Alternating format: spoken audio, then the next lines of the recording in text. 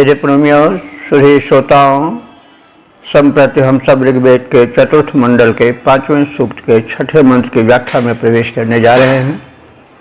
मंत्र दृष्टा ऋषि वामदेव, देवता वैश्वानर अग्निदेव और छंद त्रिष्टुप है। शीर्षक है वैश्वानर अग्निदेव विशाल धन वैभव प्रदान करें। अब संबंधित मंत्र का सर्वप्रथम सस्वर पाठ हो जाए।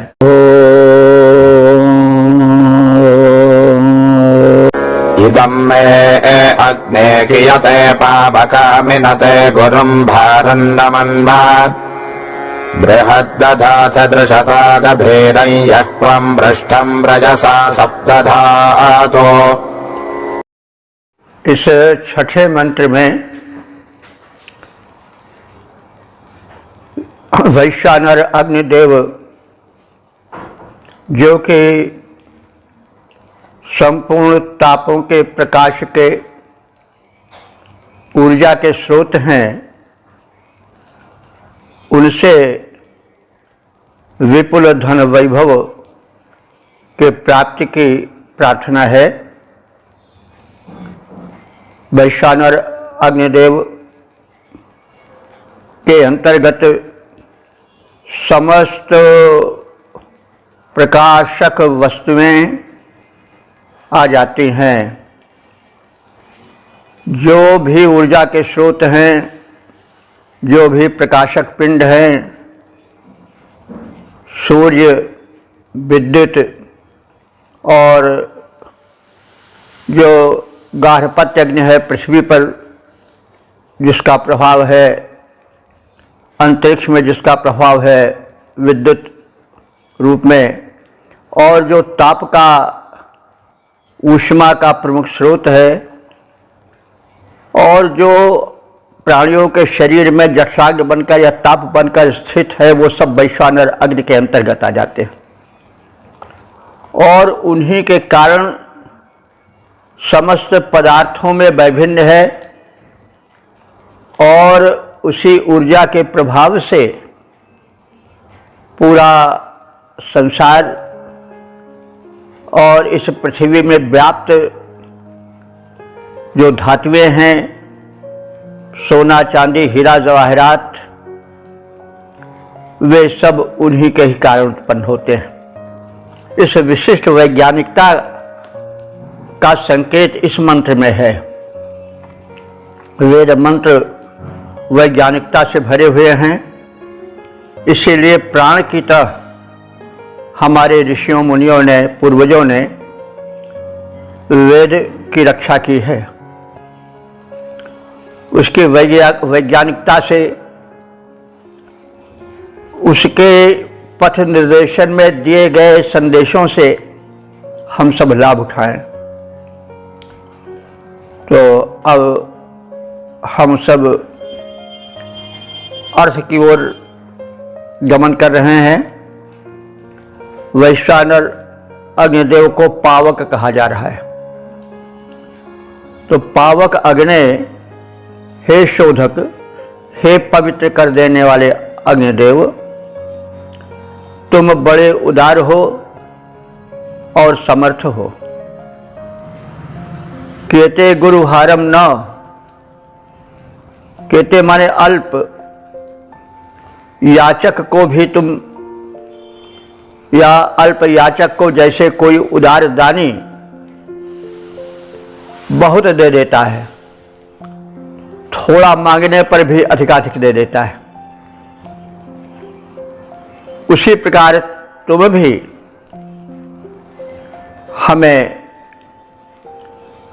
हम जो थोड़ा सा भी मांगते हैं, हमारी आवश्यकताओं को समझ करके बहुत अधिक प्रदान करो। हम लोग अमिनतई माने किसी की हिंसा करने वाले नहीं हैं। मतलब यह पात्रता की ओर संकेत है। जो हिंसक है, चोर है, परपीड़क है, अहंकारी है, दूसरे को सताता रहता है, मन से, कर्म से, वचन से, वह हिंसक है उसे देना कुपात्र को देना है। तो हे अग्निदेव, हम अहिंसक प्रवृत्ति के हैं, सबका हित चाहने वाले हैं, किसी को पीड़ा पहुंचाने वाले नहीं हैं, अहिंसक हैं। इसलिए अमिनतई मुझ अहिंसक याचक उपासक को आप प्रभूत धन दें। और वो धन कैसा हो? धृष्टता माने शत्रुओं को परास्त करने वाला हो। शत्रु से मतलब यहाँ पर है जो प्रगति पंथ के बाधक हैं, वे शत्रु हैं। ये नहीं कि हम किसी के धन छीनना चाह रहे हों, वो हमको ना दे तो हमारा शत्रु है। तो ऐसे शत्रु को अग्निदेव जो है शत्रु नहीं मानते हैं और ऐसे याचक को मांगने पर नहीं देंगे। लेकिन जो काम क्रोध लोभ मोह मदादि अथवा दूसरों को सताने वाले दुष्टों के शत्रु हैं और दुष्ट जिनके शत्रु हैं, उनको परास्त करने वाले, उनसे लोहा लेने वाले हम सबको गंभीरम यह वयम, गंभीर अगाध और महान पृष्ठम, पृष्ठम माने पीठ यानी आधार रूप धन दो। धन पृष्ठ क्यों है? कि धन के ही आधार पर हम बहुत कुछ कर सकते हैं। धन कोई हो, द्रव्य रूप में व्याप्त धन हो, बुद्धि रूप में हो, विद्या रूप में हो, ज्ञान रूप में हो, उसी के आधार पर हम किसी को दुख से, दारिद्र्य से, कष्ट से हटा सकते हैं। इसलिए पृष्ठ कहा गया है। पात्रता अपने पृष्ठ कह करके ऋषि या उपासक प्रस्तुत कर रहा है कि हम सद्गुणों के परोपकार के पृष्ठ पर आधार पर आपसे मांग रहे हैं। तात्पर्य है कि आप हमको दोगे तो वह पर्याप्त प्रदान आपका लोकहित में लगेगा, परपीड़न में नहीं लगेगा, परोपकार में लगेगा। और हे वैश्वानर अग्निदेव, आप सप्त धातु बृहत मर्म, सप्त धातु माने 7 धातुओं से, तो 7 धातुओं से युक्त विशाल धन दधाथ माने प्रदान करो। तो 7 धातुएं क्या हैं? इनका उल्लेख तो ना ऋषि ने किया है, ना अन्य लोगों ने संतोषजनक रूप में किया है। सायण ने सप्तधातु के अंतर्गत 7 वन्य पशुओं को, 7 पालतू पशुओं को लिया है, बस इतना ही लिखा है। लेकिन विचार करने पर प्रतीत होता है कि अगर हम सप्त धातु का अर्थ लें कि हमारे शरीर में जो सप्त धातुएं हैं, यानी ये सप्त धातु माने जाते हैं रस, जो हम भोजन करते हैं वो रस बनता है। पहली धातु है जिसको हम शुगर कह सकते हैं, उसके बाद रक्त बनता है, मांस, मेद, अस्थि, मज्जा, शुक्र आदि, ये 7 धातुएं हैं। और वैसे भी कहा जाता है शरीर में थोड़ी थोड़ी मात्रा में सभी धातुएं, सभी तत्व रहते हैं। शरीर में सोना भी है, तांबा भी है, लोहा भी है, और भी तमाम लवण खनिज शरीर में है। और कुछ चिकित्सा पद्धतियों द्वारा बायोकेमिक आदि जो चिकित्सा पद्धतियां हैं, उनका कथन है कि जब शरीर में किसी मिनरल की, किसी धातु की कमी हो जाती है तो एक लक्षण विशेष उत्पन्न होता है, और वही लक्षण रोग है।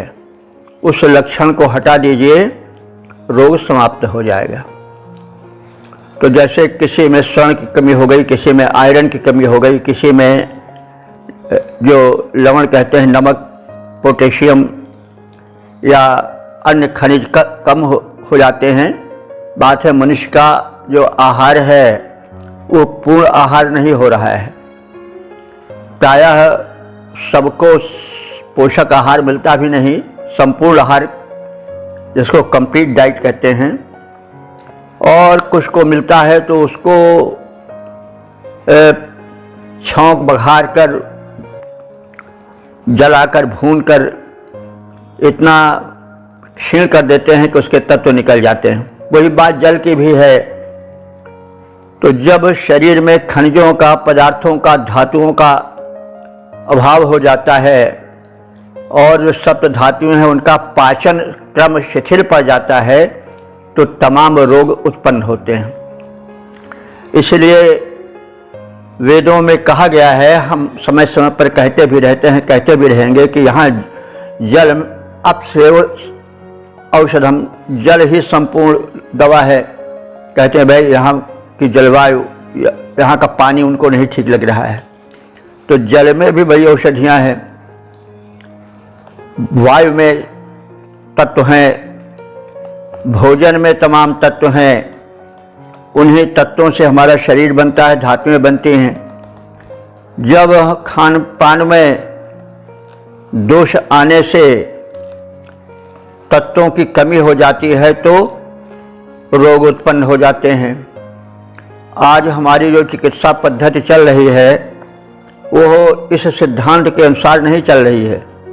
प्रायः आजकल एलोपैथिक का लोग सहारा लेते हैं, तो एलोपैथिक जो है वह इस दृष्टिकोण से नहीं चलता है। वो पेन किलर के रूप में कोई ऐसी चीज़ दे दिए कि तत्काल फायदा हो गया और मरीज ने समझ लिया कि दवा ने काम कर दिया, तो काम नहीं किया, उस दवा ने दबा दिया दोष को।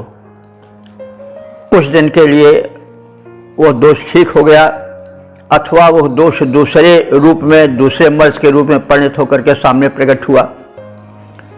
तो इस प्रकार से हम शरीर में जो तत्व हैं, खनिज हैं, उनकी पूर्ति नहीं करते हैं, और जो स्वास्थ्य के ठेकेदार डॉक्टर हैं आजकल के, वो भी उसका ध्यान नहीं करते हैं।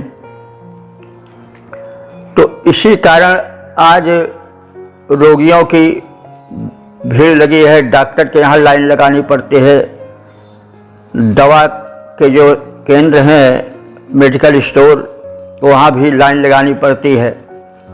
तो कारण है कि हम स्वास्थ्य लाभ नहीं ले पाते हैं। तो भाई ऋचाएँ जो हैं वे सावधान कर रही हैं कि आप वैश्वानर अग्नि के शरण में जाओ।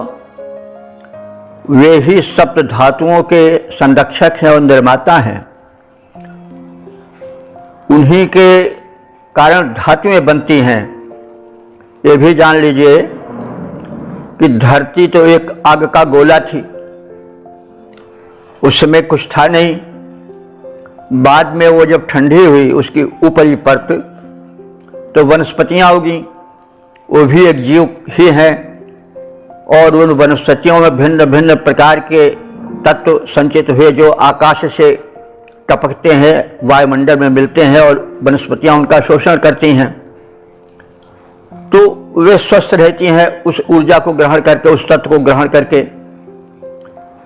तो भिन्न भिन्न तत्व सोने के, चांदी के, तांबे के, लोहे के आकाश से क्षरित होते हैं, उसको वनस्पतियां ग्रहण करती हैं, और वनस्पतियां बनती हैं, बिगड़ती हैं। उन वनस्पतियों को खाने वाले प्राणी बनते हैं, बिगड़ते हैं, और अरबों खरबों वर्षों तक यह परंपरा चलती आ रही है।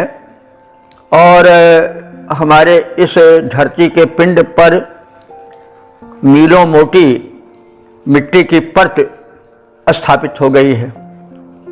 उस परत में जो है वह प्राणी, वनस्पतियां सड़ती गलती चली जा रही हैं और कोयला आदि धातुएं, सोना आदि धातुएं, चांदी, तांबा, लोहा ये सब धातुएं बनने लगी। कैसे बनने लगी? जो वैश्वानर अग्नि था, वैश्वानर अग्नि सूर्य के रूप में भी है, विद्युत के रूप में भी है, अग्नि के रूप में भी है, जो हम अपने घर देखते हैं, पृथ्वी पर देखते हैं। तो ताप का वही कारण है। तो जो सूर्य के या वैश्वानर अग्नि में सभी अग्नि आ जाते हैं, उनके तापों के अनुपात से जो सृष्टि, जो प्राणी वर्ग, जो वनस्पतियां दबी, उन वनस्पतियों का ताप के अनुसार परिवर्तन होने लगा। जैसे कोयला आप देखते हैं क्या है, किसी समय में लाखों करोड़ों वर्ष पहले से जो वन दब गए, पृथ्वी ने उनको अपने में पचा लिया, तो उनमें रासायनिक प्रक्रिया हुई, कोयला बन गया। वही चर्बी के रूप में जो था वो मिट्टी का तेल बन गया, केरोसिन ऑयल बन गया, फिर उसी से पेट्रोल वगैरह बने बाद में। और उसी कोयले की खान में हीरा भी होता है। तो किसी स्थान विशेष पर ताप के सम विषम प्रभाव के कारण वह जो है कहीं हीरा बना और कहीं सोना बना, कहीं चांदी बना। ये तत्व आकाश से आए और धरती में समाये, वनस्पतियों के द्वारा सूखे गए, फिर वनस्पतियां दबी, प्राणी दबे, तो उनके भीतर जो व्याप्त तत्व थे वो सम विषम ताप में एकत्र होकर के भिन्न भिन्न धातु के रूप में सामने आने लगे। मनुष्य ने खनिज रूप में उन्हें प्राप्त किया। तो कहने का तात्पर्य है कि इन सबके पीछे कौन है? अग्निदेव हैं। अग्निदेव के अंतर्गत जो यह अग्नि कही जा रही है, वैश्वानर, उसके अंतर्गत सूर्य भी आ जाते हैं, विद्युत भी, और ये पृथ्वी पर जलने वाली अग्नि भी आ जाती है। तो वैश्वानर अग्निदेव ही सप्त धातुओं के कारण हैं, सोने, चांदी, हीरे, जवाहरात। और शरीर में भी सप्त धातुएं हैं। मेटाबॉलिज्म जो होता है, चयापचय जो होता है, एक धातु दूसरे धातु में जो बदलती है, उसके पीछे भी अग्नि है। तो इस प्रकार से सप्त धातुओं के नियंत्रक जो हैं, संचालक जो हैं, वो अग्नि देवता हैं। वैश्वानर अग्नि देवता हैं, उनके अंतर्गत अग्नि का समस्त स्वरूप आ जाता है। तो जो सब कुछ बनाता है वही तो दाता है।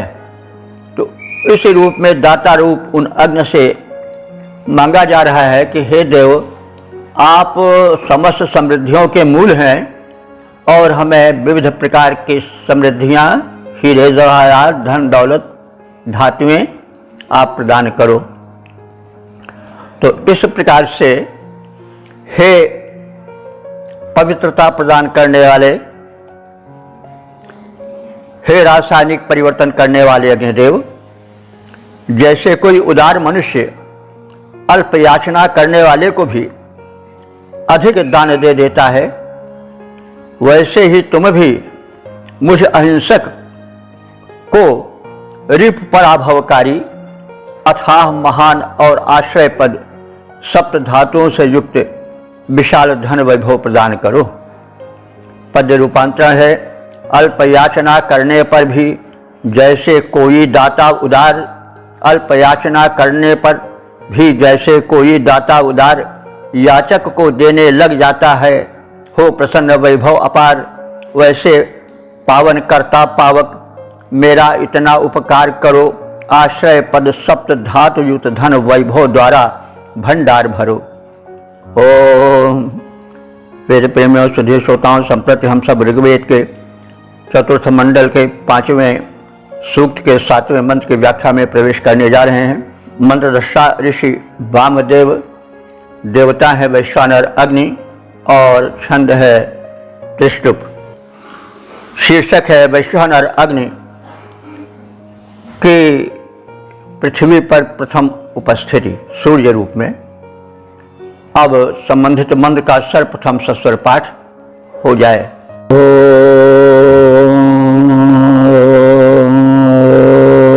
कमिन्द्रे एव समनासमानमभिकृत्वा पुनते धीतिरस्याः ससस्य चर्मन्नधिचारु पृष्ठेरग्रेरुप आरोपितं जबारो। इस 7वें मंत्र में वैश्वानर अग्नि का सूर्य रूप प्रकट किया गया है। तो हम इस विषय में व्यासकाचार्य के मत का उद्धरण देंगे, उसे उद्धृत करेंगे। निरुक्त कार हैं महामुनि यास्क, उन्होंने लिखा है कि अग्नि, विद्युत और आदित्य, इन तीनों नामों से वैश्वानर अग्नि विशेष रूप से संबोधित होनी चाहिए। तो वे 3 स्थानों पर हैं। जो सूर्य रूप वैश्वानर अग्नि हैं वे द्युलोक में है। द्युलोक लोक है जो अंतरिक्ष लोक से ऊपर का लोक है, सबसे ऊपर का लोक, जहाँ सूर्य जैसे परम तेजस्वी अग्नि के पिंड हैं, नक्षत्र हैं, वह द्युलोक है। और जहाँ तक पृथ्वी की आकर्षण शक्ति कार्य करती है वो 100, 200, 250 मील तक बताई जाती है उसकी परिधि।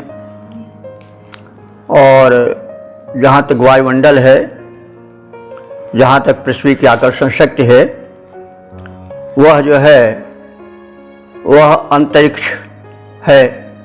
अंतरिक्ष में ही मेघ विचरण करते हैं और मेघों के मध्य विद्युत विचरण करती है। वो विद्युत भी वैश्वानर अग्नि का एक रूप है। और उसके पश्चात भूलोक आता है, जहाँ हम लोग रहते हैं, यहाँ गार्हपत्य अग्नि रूप में जो हम नित्य देखते हैं, जिसका प्रयोग करते हैं प्रकाश आदि के लिए, ताप के लिए, तो वो गार्हपत्य अग्नि है, पृथ्वी पर रहने वाला अग्नि का रूप है। तो इस मंत्र में जो है वह विशेष रूप से द्युलोक में रहने वाले सूर्य रूप में जो अग्नि है उसकी प्रार्थना है और तत्संबंधित सूचनाएं दी जा रही हैं। ये सब वैज्ञानिकता से भरी हुई हैं और इससे पता चलता है कि हमारे ऋषि मुनियों ने कितना गंभीर चिंतन किया था, कितना अधिक शोध किया था। तो वे इस अग्नि के शोधक क्रम में वैश्वानर अग्नि में अग्रगण्य सूर्य को ले रहे हैं, आदित्य को ले रहे हैं। ऋषि वामदेव कह रहे हैं कि अग्रे माने आगे, सबसे पहले विधाता ने जवारु माने वेग पूर्वक चलने वाले या आरोहण करने वाले, सुंदर सूर्य रूप में उदित होने वाले वैश्वानर को स्थापित किया। यानी हमारे भूमंडल के कल्याण के लिए उस विधाता ने सबसे आगे, सबसे पहले वैश्वानर अग्नि के उस प्रबल रूप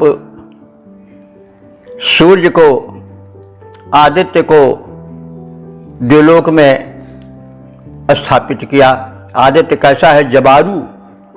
जवारु माने जव पूर्वक, वेग पूर्वक उच्च आकाश में बिना रुकावट के चढ़ने वाला है। और चारु माने सुंदर है, आकर्षक है। उसका बिंब जो उदयकालीन हो तो परम आकर्षक होता है। तो इस प्रकार से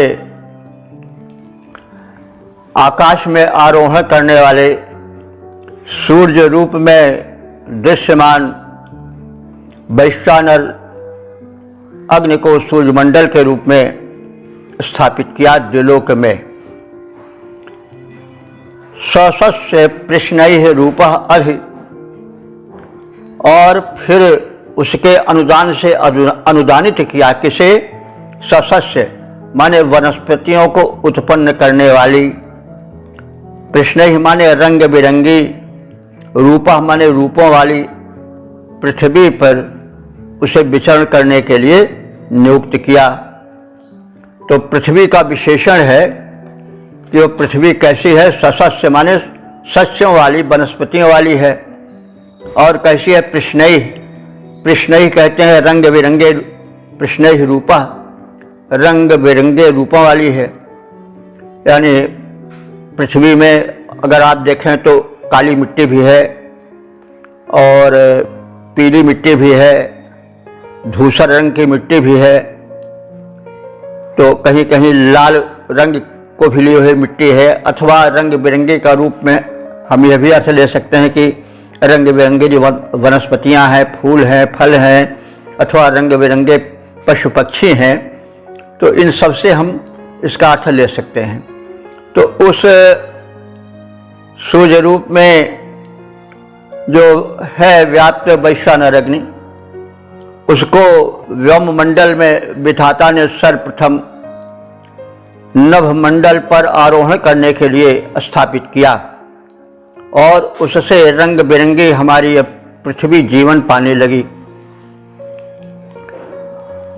शर्मन आरूपितम, और जैसा पहले कहा गया है, शर्मन माने शर्म, शर्म का अर्थ होता है, दो तरह से अर्थ किया गया है शान के द्वारा। एक तो यह है कि शर्म कहते हैं विचरण करने को, तो सूर्य विचरण करने लगा, यानी गगनमंडल में चढ़ने लगा और उसकी किरणें पृथ्वी पर विचरण करने लगी।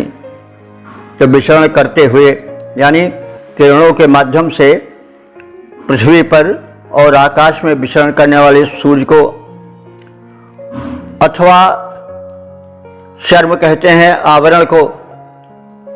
जैसे शरीर का ऊपरी भाग जो दिखा हुआ है वो चर्म है, चमड़ा है, तो ऐसे चर्म हम कहते हैं कि कह सकते हैं कि पृथ्वी के ऊपरी सतह पर उसने विचरण करने के लिए किरणों के जाल को फैलाया, आकाश में यानी द्विलोक में सूर्य को स्थापित किया, रंग बिरंगी पृथ्वी पर विचरण करने के लिए किरणों को स्थापित किया सर्वप्रथम।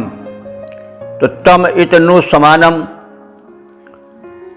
उसी समानम माने समान दृष्टि वाले समदर्शी सूर्य रूप में व्याप्त वैश्वानर अग्निदेव को हम समना माने मनोयोग पूर्वक उसकी स्तुति करते हैं, क्योंकि वो समान है, दिव्य देव हैं और सबको समदृष्टि से देखते हैं। राजा और रंक में कोई भेद नहीं, हिंदू और मुसलमान और क्रिश्चियन और किसी भी प्रकार में कोई भेदभाव नहीं, पशु पक्षी में कोई भेदभाव नहीं, सबको समान रूप से प्रकाश देते हैं, ऊष्मा देते हैं, अपने अनुदान लुटाते हैं। यह सबसे बड़ी वस्तु है, सबसे बड़ा गुण है समत्व। वे सम है, सबको समान रूप से देखने वाले हैं। तो ऐसे सूर्यदेव से जो वैश्वानर अग्नि के प्रथम रूप हैं, उनको हम मनोयोग पूर्वक प्रणाम करते हैं। और पुनति धीति, पुनति माने पवित्र, धीति माने धीति माने स्तुति, और पवित्र स्तुति वचनों से उनकी आराधना करते हैं। त्रत्वा अभिअश्याः, त्रत्वा कहते हैं यज्ञ आदि कर्मों के द्वारा हम उनको प्राप्त करना चाहते हैं, अर्थात उनकी कृपा दृष्टि पाना चाहते हैं। तो पदार्थों को उत्पन्न करने वाली विविध वर्णों वाली पृथ्वी पर सबसे पहले विधाता ने द्रुतगामी सुंदर सूर्य रूप वैश्वानर के उस रवि मंडल को विचरण करने के लिए स्थापित किया। किरणों के रूप में उसके हाथों का प्रसार चारों ओर हो गया। पृथ्वी की ऊपरी परत उनसे मंडित हो गई। उसी समय उस वैश्वानर अग्नि जो कि रवि मंडल रूप में विद्यमान है, जो समदर्शी है, उसको हम मनोयोग पूर्वक आहुति दे रहे हैं और मनोयोग पूर्वक उसकी स्तुति कर रहे हैं। और यज्ञादि सत्कर्मों के समय उसको बार बार याद करके उसकी प्रार्थना से अपने जीवन को धन्य बना रहे हैं। उसकी कृपा दृष्टि हम भूवासियों पर बनी रहे। पद रूपांतरण है, जो रंग बिरंगी पृथ्वी है, जो रंग बिरंगी पृथ्वी है, जिसने पदार्थ को जन्म दिया, सबसे पहले विधि ने उस पर वैश्वानर रवि उत्पन्न किया। यज्ञादि काल में रुचिपूर्वक जो स्तुतियां होती जाएं, वे समदर्शी वैश्वानर का सक्षम पावन आश्रय पाएं। ओम वेद प्रेमियों, सुधी श्रोताओं, संप्रति हम सब ऋग्वेद के चतुर्थ मंडल के 5वें सूक्त के 8वें मंत्र की व्याख्या में प्रवेश करने जा रहे हैं। मंत्र दृष्टा वामदेव, देवता वैश्वानर अग्नि और छंद त्रिष्टुप है। शीर्षक है वैश्वानर अग्निदेव गोस्तन में दुग्धादि उत्पन्न करने के हेतु। अब संबंधित मंत्र का सर्वप्रथम सस्वर पाठ हो जाए।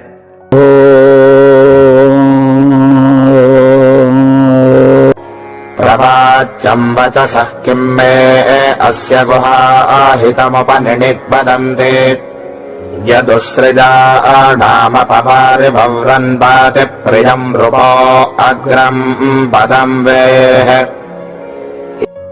इस 8वें मंत्र में सूर्य देवता अथवा वैश्वानर अग्नि की महत्ता का कथन है और इस वैज्ञानिकता को इसमें संकेतित किया गया है, लक्षित किया गया है कि जो कुछ चयापचय होता है, जिसको अंग्रेजी में मेटाबॉलिज्म कहते हैं, उसके पीछे अग्निदेव ही हैं, वैश्वानर अग्निदेव हैं। वैश्वानर जो सर्वव्याप्त हैं, वो शरीर में भी व्याप्त हैं, आकाश में व्याप्त हैं, अंतरिक्ष में व्याप्त हैं, पृथ्वी पर भी व्याप्त हैं। तो यह जो चयापचय प्रक्रिया है, मैंने मेटाबॉलिज्म जिसको हम कहते हैं, एक वस्तु का दूसरे वस्तु में परिणत हो जाना, वही मेटाबॉलिज्म है। जैसे हम भोजन करते हैं, आहार हैं, उसका पाचन होता है, रस बना, रस का भी पाचन होता है, वह रक्त बन जाता है, रक्त का भी पाचन होता है, वह मांस बन जाता है। ऐसे ही एक धातु पचती है, मेटाबॉलाइज होती है और दूसरे धातु में बदल जाती है।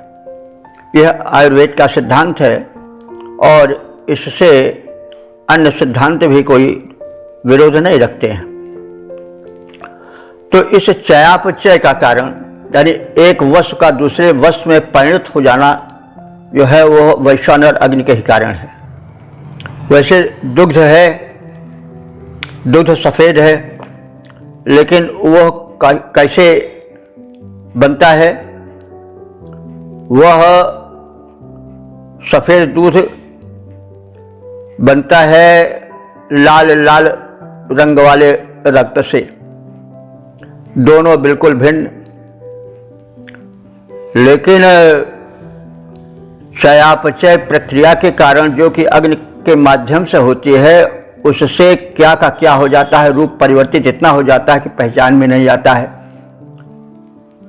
तो रक्त का जो सार होता है, जो परिणत होकर के दुग्ध बनता है, वो ऊर्जा से भरा होता है, क्योंकि जब दुग्ध में व्याप्त तत्व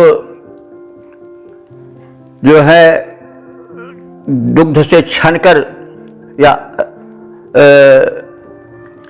जो रक्त है उससे छनकर दुग्ध में आते हैं, तो इस प्रक्रिया में रक्त के सारे तत्व और गुण दुग्ध में आ जाते हैं। तो इसलिए यह भी कहा गया है कि वे पशु जो कि खुले मैदान में चरते हैं, जो हरी घास को ग्रहण करते हैं, पोषक आहार को ग्रहण करते हैं, वे उनका दुग्ध जो होता है वो विशेष गुणकारी होता है। और काली गाय का दुग्ध इसलिए विशेष कहा गया है कि काला रंग सूर्य की किरणों को खींचता है ज़्यादा, तो इसीलिए भी कहा गया कृष्ण सुरभि पय विशद अति गुणद करें तहि पान। गोस्वामी तुलसीदास जी ने कहा है कि काली गाय का कृष्ण सुरभि, काली गाय का दुग्ध विशद अति बड़ा विमल होता है, बड़ा गुणकारी होता है, और जो गुणी लोग हैं करें तहि पान, उसका पान करते हैं। तो वो उन्होंने इस उपमा को दिया सियाराम जस राम सीता का जस, हम भले गंवारू भाषा में कह रहे हैं, लेकिन वो उसी दुग्ध की भांति है जो काली गाय से सफ़ेद दूध के रूप में गुणकारी रूप में प्रकट होता है। तो बहरहाल जो लाल रंग के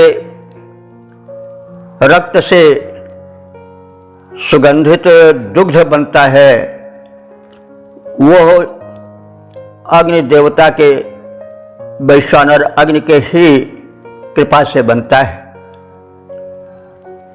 वही इस परिवर्तन के एक धातु के दूसरे धातु में, एक वस्तु के दूसरे वस्तु में परिणत करते हैं और उसकी पहचान कभी कभी बिल्कुल भिन्न हो जाती है।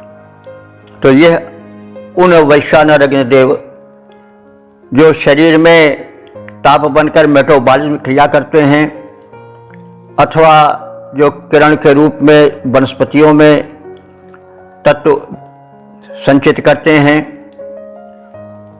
उनके विषय में जो हम कहते हैं किम प्रवाच्यम, क्या वह मानने योग्य नहीं है, क्या वह दूषित है।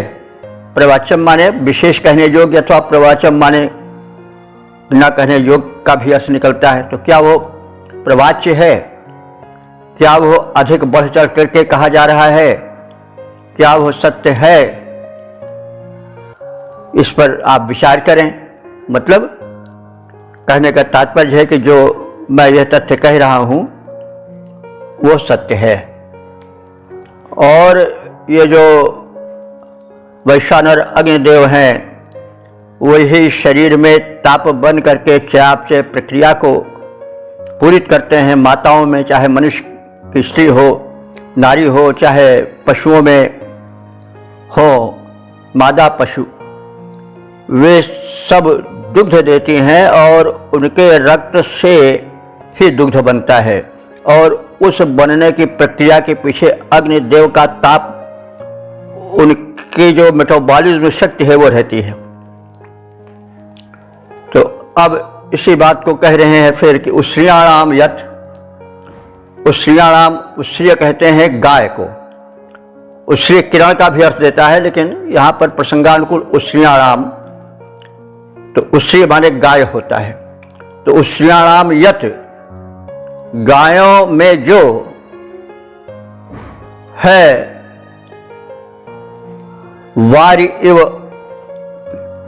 जल की तरह व्याप्त दुग्ध, यानी जैसे दोग्धा गाय को दुहने वाला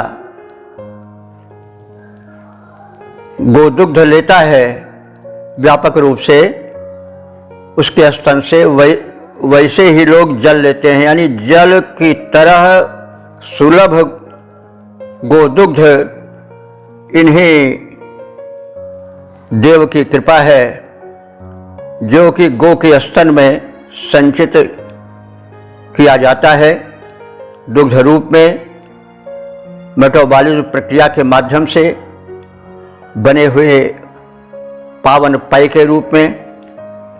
तो यह जो प्रक्रिया है वह चयापचय के स्वरूप अग्नि देव द्वारा संपादित है। और यह तथ्य जो है निर्णय गुह्य हितम अच्छी तरह गुफा में छिपाया गया है। यानी गुफा में छिपाने का मतलब हुआ कि बड़ा गूढ़ तथ्य है, अथवा गुफा का हम ऐसा भी अर्थ लगा सकते हैं कि यह जो दुग्ध है जो कि पर्याप्त मात्रा में गाय के स्तनों से निकलता है वह उनकी स्तन रूपी गुफा में छिपा रहता है, यानी अंतर्हित रहता है, दिखाई नहीं पड़ता है, लेकिन अंत में वो जल के समान दोग्धा द्वारा दुहा जाता है, यानी पर्याप्त मात्रा में प्राप्त किया जाता है। तो वे रूपा विशाल पृथ्वी के प्रियम अग्रम पदम पाति, प्रिय और मुख्य स्थान की यह रक्षा करता है। यह कौन? यह गोदुग्ध। तो यह दुग्ध किसकी रक्षा करता है? विशाल पृथ्वी के प्रिय मुख्य स्थान यज्ञ स्थल की रक्षा गव्यों द्वारा करता है। गव्य क्या है? जो गोदुग्ध गाय से मिलता है, गोदुग्ध, और गोदुग्ध से जो दधि और ये दधि और जो घृत आदि मिलता है वही सब गव्य है। गव्य के अंदर, पंचगव्य के अंदर तो उसका मलमूत्र भी आ जाता है जो कि दवा के रूप में प्रयुक्त होता है। और टीवी बता रहा था कि 4 रुपये किलो गाय का मूत्र खरीदा जाएगा, उससे तमाम कीटनाशक औषधियाँ बनेंगी और वनस्पतियों की रक्षा के लिए कीटनाशक छिड़काव होगा। तो बहरहाल गव्य की जो महिमा है उसको हमारे ऋषिमुनि जान चुके थे, और इन गव्यों का प्रयोग यज्ञ स्थल पर भी होता है। यज्ञ में गोघृत, गोदुग्ध और उससे बने पदार्थ विशेष रूप से यज्ञ संपादन में काम आते हैं। तो इसलिए कहा जा रहा है कि अग्निदेव की जो यह वैश्वानर अग्नि की जो यह चयापचय प्रक्रिया है उसके द्वारा जो पृथ्वी पर मुख्य और पुण्यमय कार्य है यज्ञ, वो कार्य भी पूरा होता है। अब यज्ञ का एक स्थल हुआ कि यज्ञ जो संपादित होती है अग्नि जला करके, वो तो है ही है, लेकिन अतिथि पूजा भी यज्ञ है, और जो सत्कर्म है वो सब यज्ञ हैं। और उन सब में जो है मुख्य पदार्थ वो हो गव्य ही होता है। यानी हम लोग या और अन्य लोग जो अपने जीवन की रक्षा करते हैं, जो आए जाने वालों की सेवा करते हैं, जो शुभ काम करते हैं, उन सब में गोदुग्ध, गोघृत, गोदधि आदि प्रयुक्त होता है। तो इस प्रकार से हम इस वचन से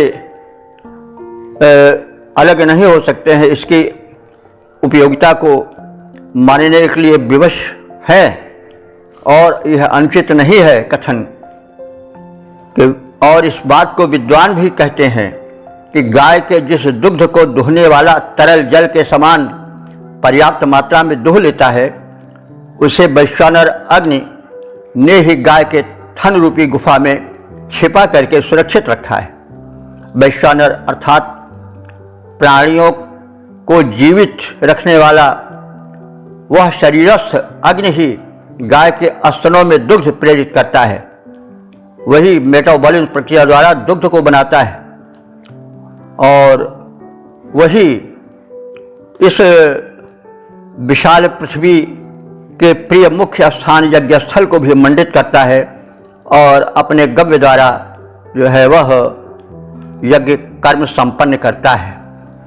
पद रूपांतरण है जल के सदृश जिसे दुहता है गो स्तन से ग्वाला, जल के सदृश जिसे दुहता है गो स्तन से ग्वाला, वैश्वानर ही थन कंदर में दुग्ध छिपाने वाला। यह सुधियों का कथन न मैंने कुछ अनुचित कह डाला, वही अग्नि ही भूमंडल में यज्ञ रचाने वाला। इस प्रकार से जो ये संसार यज्ञ है और जो इसका याज्ञिक क्रम है, इसका मुख्य साधन जो है वह गव्य है, गो का दुग्ध है, और साथ ही साथ उस गो दुग्ध के निर्माण में, उसको प्रारूप देने में अग्निदेव की मेटाबॉलिज्म प्रक्रिया सहायक है। उन्हीं के कारण ही गौ माता के कारक जो है स्तनों में दुग्ध बनकर संचित हो जाता है।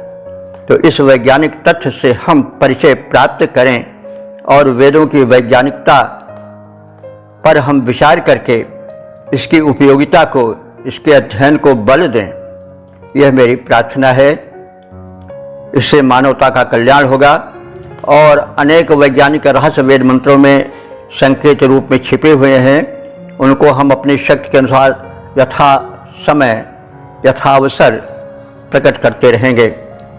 ओम वेद प्रेमियों, सुधी श्रोताओं, संप्रति हम सब ऋग्वेद के चतुर्थ मंडल के 5वें सूक्त के 9वें मंत्र की व्याख्या में प्रवेश करने जा रहे हैं। मंत्र दृष्टा ऋषि वामदेव देवता जो है वैश्वानर अग्नि, और छंद त्रिष्टुप है, शीर्षक है वैश्वानर अग्नि ही सूर्य रूप में वृष्टि के कारण। अब हम संबंधित मंत्र का सर्वप्रथम सस्वर पाठ करें।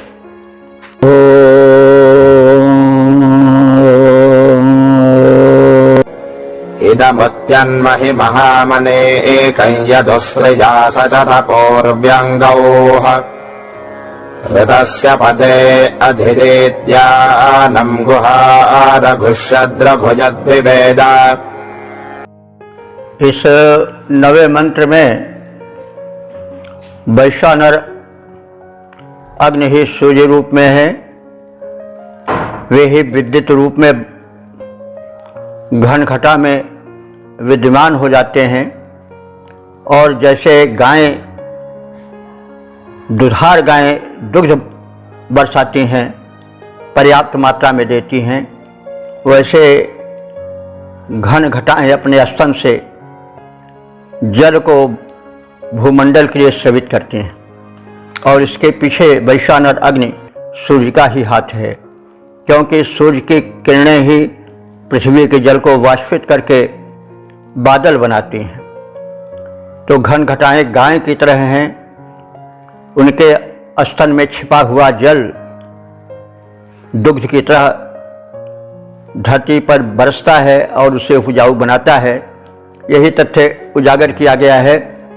अब ऋग्वेद एक काव्य भी है, इसलिए ज़रा अलंकारिक शैली में बातें कही गई हैं, लेकिन उस अलंकार और उस उपमा और उस प्रतीक विधान को हटा करके हम अर्थ के आनंद को जानें, उसकी वैज्ञानिकता को समझें, महत्ता को समझें, साथ ही साथ काव्य का भी आनंद लें। तो इदम माने यह, त्यत महामहि पूर्व्यम अनिकम, उस महान आदित्य की महान और श्रेष्ठ किरणों की सेना है। त्यत महामहि पूर्व्यम अनिकम, उस महान आदित्य की महान और श्रेष्ठ किरणों की सेना है। यत माने जिसके कारण उश्रिया गौ सचनते, उश्रिया कहते हैं, उश्री का अर्थ होता है गाय भी, उश्री का अर्थ किरण भी होता है। तो दुधार गाय अर्थात बरसाऊ घन घटा के रूप में फैली हुई गायें, जो कि किरणों के माध्यम से जीवन पाती हैं, वे ऋतस्य पदे, ऋत कहते हैं जल को, और ऋतस्य पदे माने जल के स्थान। जल के स्थान कौन है? व्योम है, बादल हैं और घन घटाएं हैं। तो वे घन घटाएं जो दुधार गाय की तरह जल रूपी उपजाऊ दुग्ध भरे हुए हैं, शक्तिशाली दुग्ध भरे हुए हैं, वे सब उस सूर्य देव की, जो कि वैश्वानर अग्नि के एक प्रबल रूप हैं, उनकी विशाल सेना किरणों के द्वारा ही रूप पाते हैं। तो तात्पर्य स्पष्ट है कि सूर्य की किरणों की जो सेना है वह पृथ्वी के जल का अवशोषण करके आकाश में गाय की तरह दुख देने वाली घनघटाओं को विस्तृत करती हैं,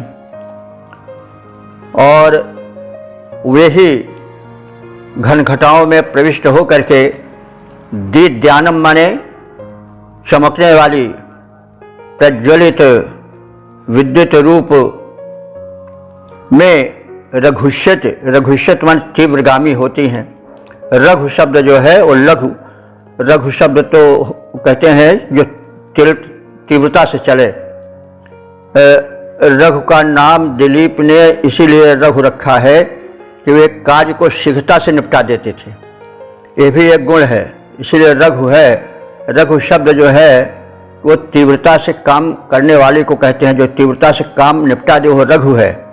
तो यहाँ सूर्य के और उनके किरणों के लिए आया है कि वे रघुष्यत माने वे सूर्य जो है वो तीव्रता से गमन करते हैं और घनघटाओं में किरणों के रूप में प्रविष्ट होकर के तीव्रता से जलवृष्टि कराने में सहायक होते हैं। इस तथ्य को विवेद मैंने जान लिया है। गुहाम रघुयत, और उनकी किरणें सूर्य की रघुयत माने बड़ी तीव्रता से बादलों की गुफा में प्रविष्ट हो जाती हैं और विद्युत बन जाती हैं और वृष्टि का कारण बनती और बनाती हैं।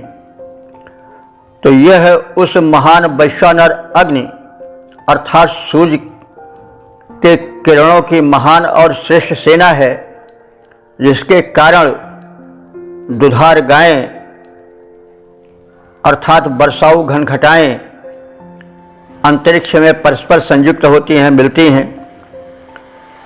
सूर्य के कारण ही वाष्पन प्रक्रिया से मेघ बनते हैं, घनघटाएं घुमरती हैं और वृष्टि होती है।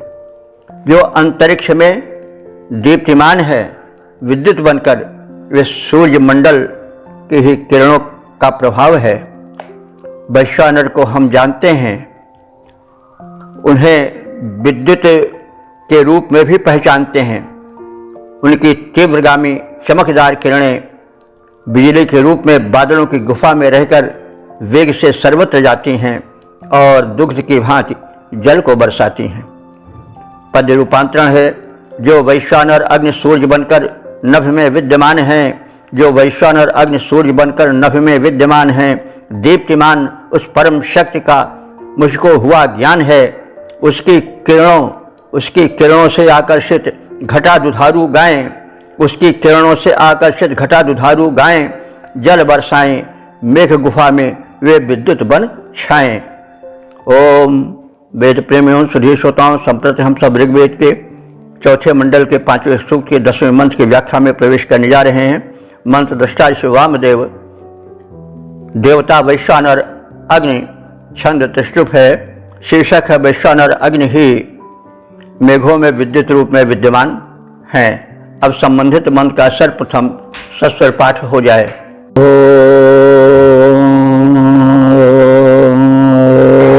अधद्युतानः पित्रोः स चासामनुतगुह्यञ्चारुप्रश्नेः मातुष्पदे परमे अन्तिषद्गोर्वृष्णः श्रोतिषः प्रजतस्य जिह्वा।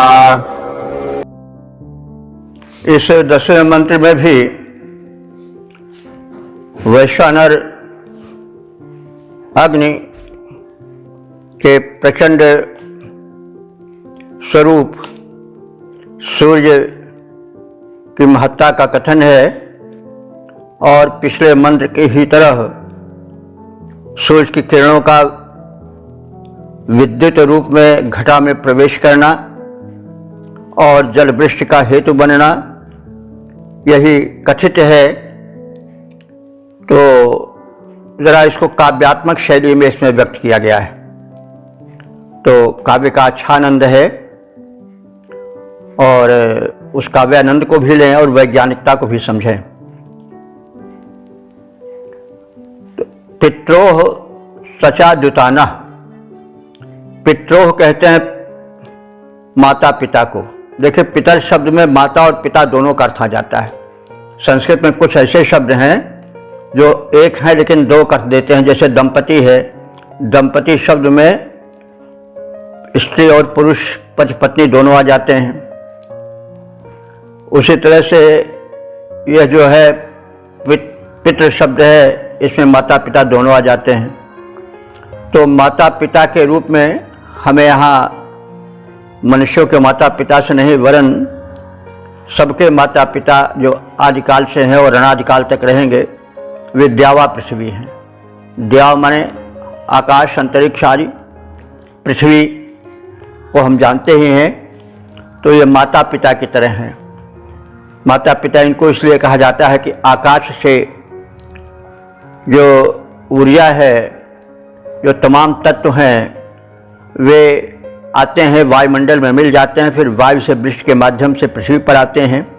तो जैसे पिता कमा कर लाता है और देता है पत्नी को, या अगर हम किसी की वो माता भी है तो वह माता जो है वो संचित करती है और पिता लाकर धन देता है।